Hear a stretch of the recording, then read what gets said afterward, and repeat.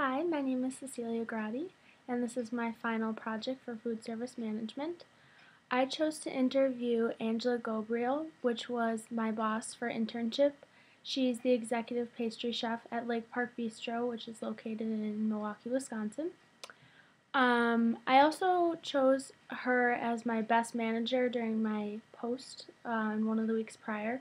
So I guess I chose her out of respect, and I really just appreciate the way that she chose to manage all of the employees, and I liked her style.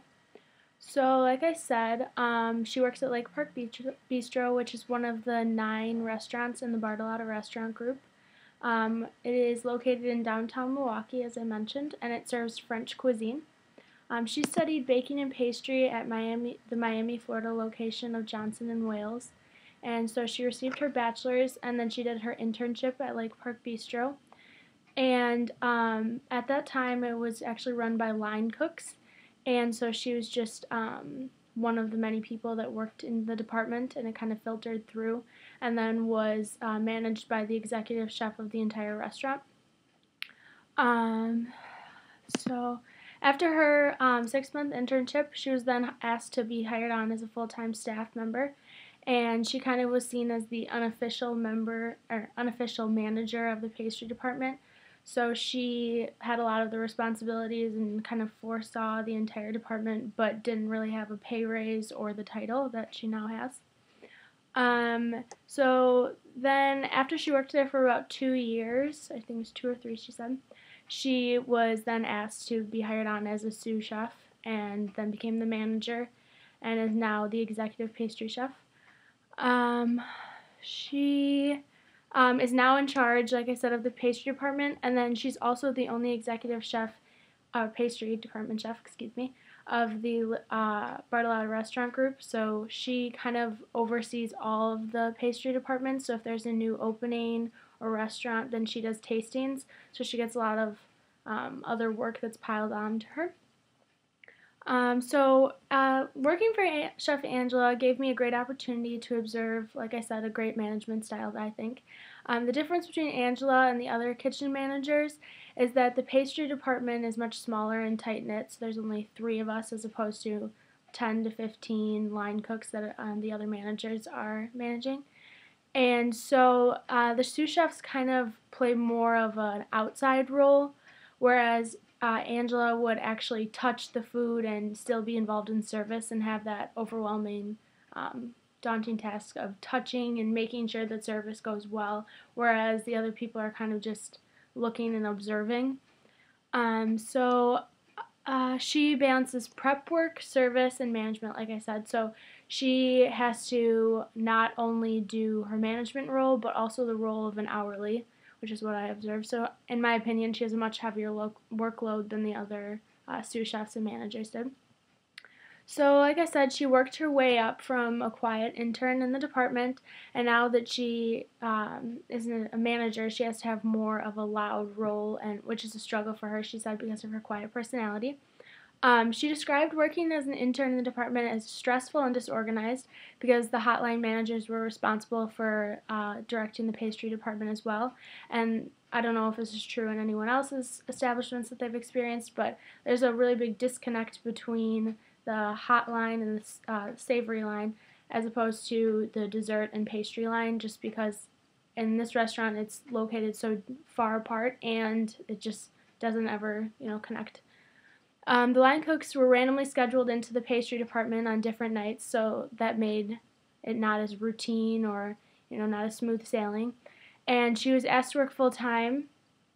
This allowed her to take charge and organize, she said, so the pastry department has kind of become her thing, and she feels like she has a lot of responsibility over it. The 2 years she worked as an hourly employee were extremely challenging for her, she said, and she did feel a lot of a struggle and wanted to look elsewhere for a job because she just felt like she wasn't getting the respect that she, deserved. But since it was in such need of a manager, they finally created the position for her. So as I mentioned before, the biggest challenge for Angela that she faces was the change from going from an hourly to a manager, just because she worked among all the employees and is now expected to manage them and be in charge. And she's also only 26, so she's younger or the same age as a lot of people that she has power over. So she has said she has a lot of problems, giving people orders but also at the same time trying to remain people's friends. So I also, for me, even though she said this was a challenge, this was an area that I think gave me a lot of respect for her because she does a really good job balancing being a relatable chef and manager, and at the same time being able to give orders and accomplish dinners and service the way that it should be so that it runs smoothly, but at the same time, like I said, having fun and being able to talk to her as if she's not so much higher up than I am.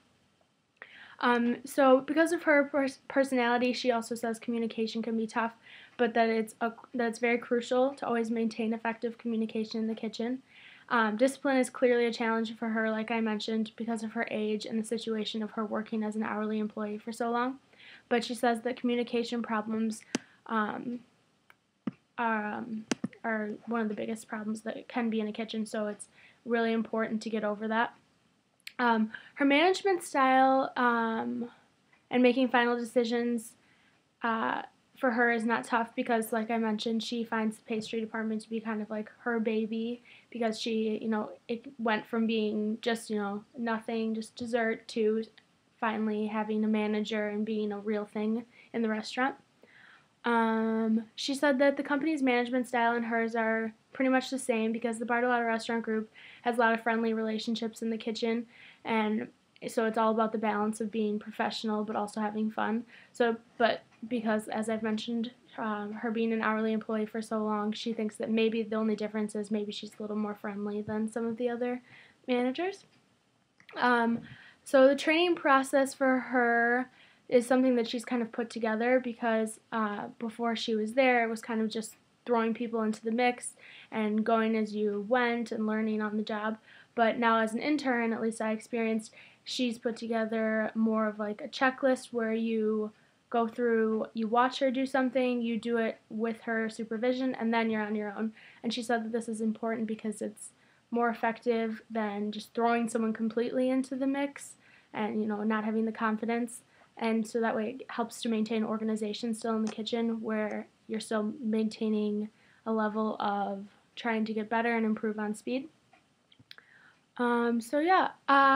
Overall, I think that she is a great manager because she was someone that you could actually talk to and relate to, but at the same time know that she was organized enough and you could depend on her to make sure that service would run smoothly and everything was always in its place.